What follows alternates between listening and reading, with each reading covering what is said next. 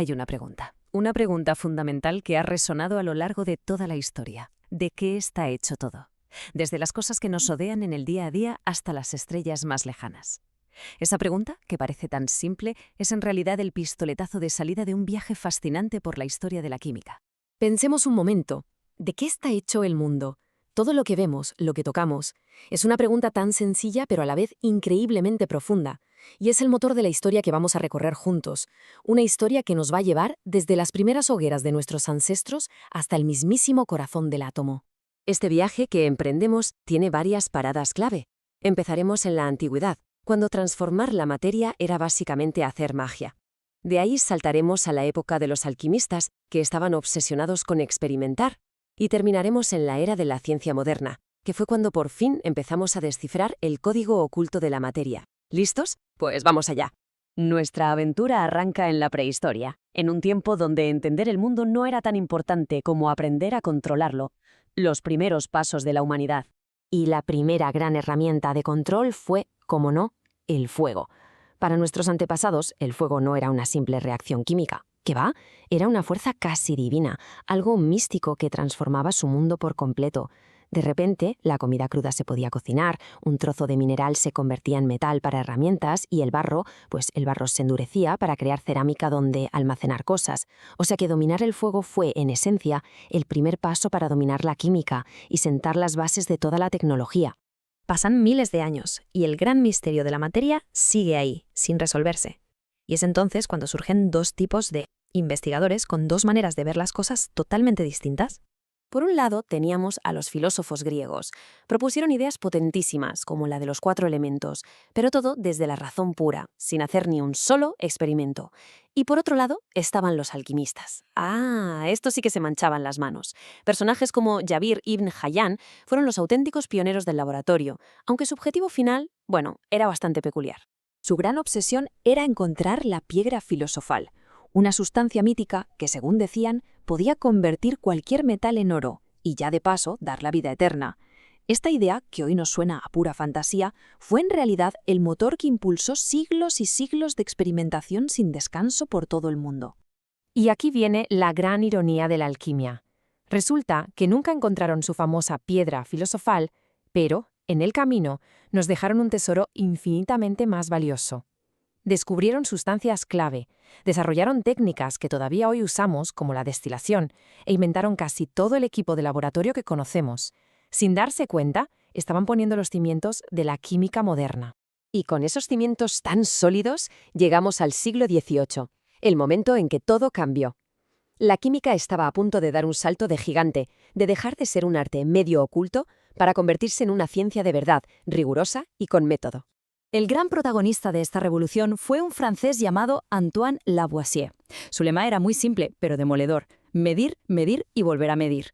Se dio cuenta de que para entender de verdad cómo se transforma la materia, no bastaba con mirar, había que cuantificarlo todo. Su idea más potente fue esta ley.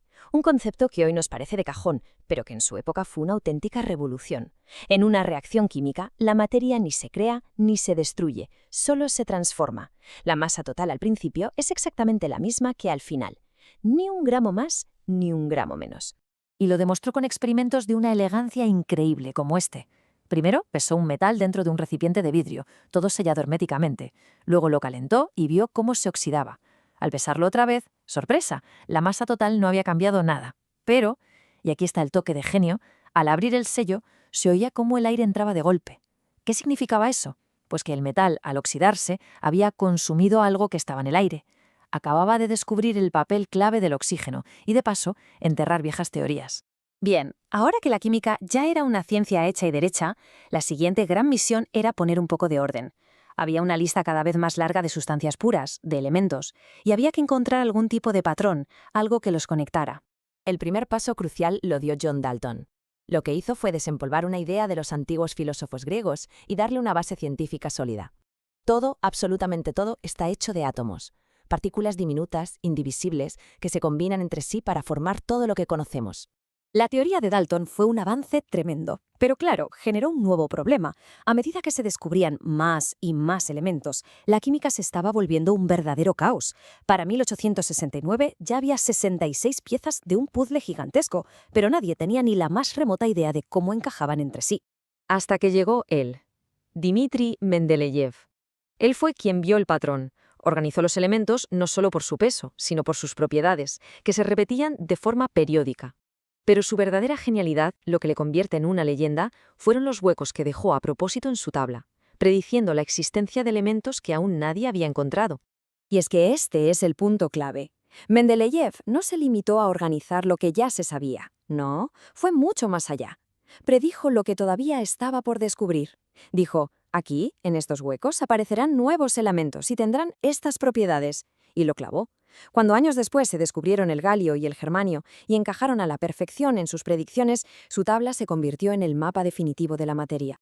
Parecía que el gran misterio estaba resuelto. Ya teníamos los átomos y su mapa, la tabla periódica. Pero la ciencia es así de caprichosa. Justo cuando parecía que habíamos llegado al final del camino, se descubrió que el átomo no era el final, sino la puerta de entrada a un universo completamente nuevo y mucho más profundo.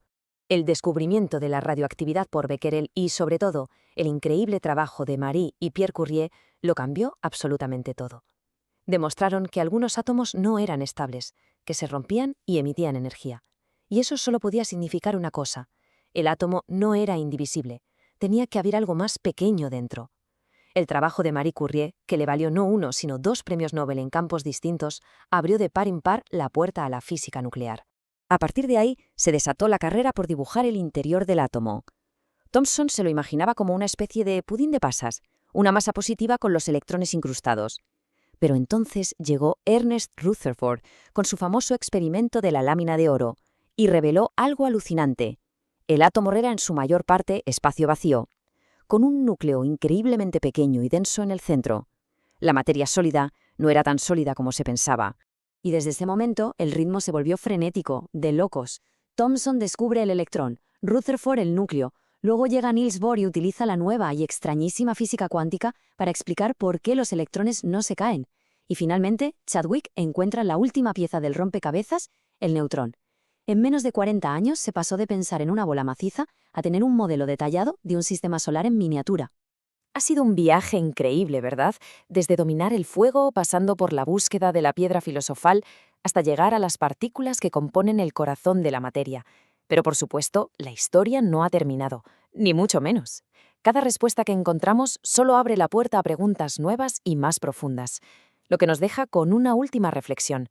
Con todo lo que hemos aprendido, ¿cuáles serán los próximos grandes misterios que nos esperan en este infinito puzzle que es la química?